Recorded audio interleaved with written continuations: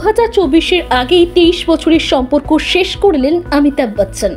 নিজের প্রিয় হট সেটকে চিরদিনের জন্য বিদায় জানালেন বিগ বি। সোনি টিভি খুললেই অমিতাভের সঞ্চালনা দেখা যাবে কেবিসির মঞ্চে। আচমকা টিভি শো থেকে কেন সরে গেলেন বলি অভিনেতা, দেখুন। तो देव सज्जनों, अब हम जा रहे हैं और कल से ये मंच नहीं सजेगा। অমিতাভ বচ্চনকে বলিউডের এক জীবন্ত আইকন বলা হয়।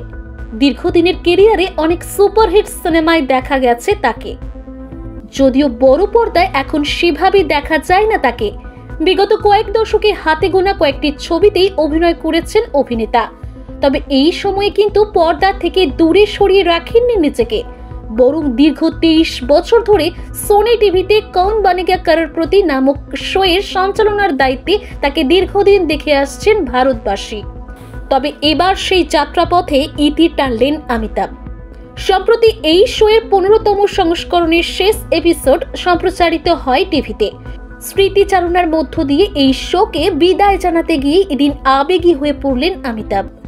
এই শো এর শেষ এপিসোডে কাঁপা গলায় আবেগী সুরে বিগ বি বলেন, অদ্য শেষ রজনী দেবিয়া और সজ্জনও, আজকের পর থেকে এই মঞ্চ আর কখনো সেজে উঠবে না। এবার আমার বিদায় নেওয়ার পালা। কাল থেকে আমি আর আপনাদের কাছে আসবো না। এই কথা বলার সাহস কিংবা ইচ্ছে কোনোটাই আমার নেই।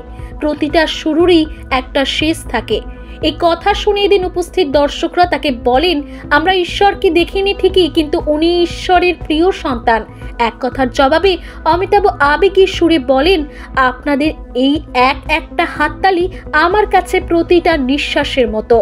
আপনারাই আমার বন্ধু, আপনারা যা বলেন আমি শুনি, আপনাদের ইচ্ছে পূরণ করার চেষ্টা করি।